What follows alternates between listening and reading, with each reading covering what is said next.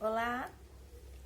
Aprendemos que o território brasileiro levou diversos séculos para ser construído e se formou um território muito grande, tão grande quanto diverso.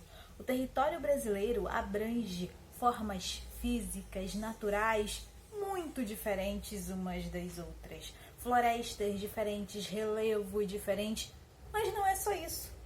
A população também tem suas diferenças. A forma como se desenvolve suas atividades econômicas, a cultura, a história da própria população é diferente. Então, como administrar um território tão grande e tão diverso na atualidade? Para administrar o território, é preciso conhecer todas essas características. Ainda assim, fica complicado administrar tudo de uma só vez. Então, é preciso dividir, regionalizar, juntar partes que têm características comuns. Uma história comum, uma cultura comum, atividades econômicas comuns e até características físicas comuns. A floresta, o relevo, a vegetação. Então, houveram diversas formas de regionalizar o Brasil, mas nós vamos tratar apenas das atuais. A regionalização oficial foi feita pelo Instituto Brasileiro de Geografia e Estatística, IBGE. Ela dividiu o Brasil em 5 regiões: Norte, Nordeste, Sul, Sudeste e Centro-Oeste. Cada uma delas tem sua característica semelhante, sua história, sua cultura, mas uma característica específica é que cada uma dessas divisões, dessas regiões, são divididas de acordo com a divisão oficial dos estados. Então, alguns estados fazem parte da região norte, alguns estados fazem parte da região nordeste, tudo certinho. Ou seja, se adicionou mais uma característica, que é a característica política administrativa nessa regionalização oficial. Como você pode perceber, para regionalizar o território, você seleciona características de acordo com o objetivo que você tem.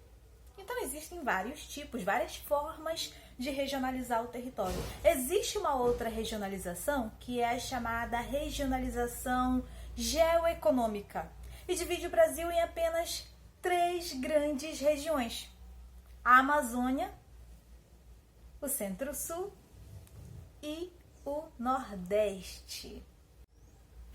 A regionalização geoeconômica leva em conta características físicas, naturais, mas principalmente características socioeconômicas.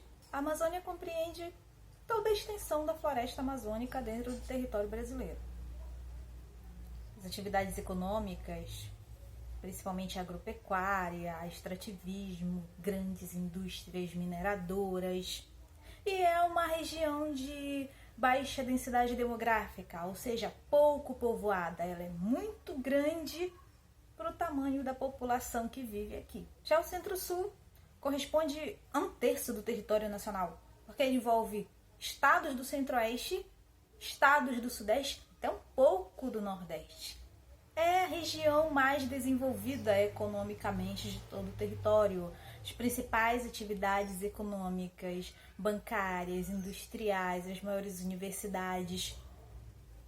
O desenvolvimento do território, por assim dizer, se encontra nessa região. A região Nordeste, a região de ocupação mais antiga do território brasileiro.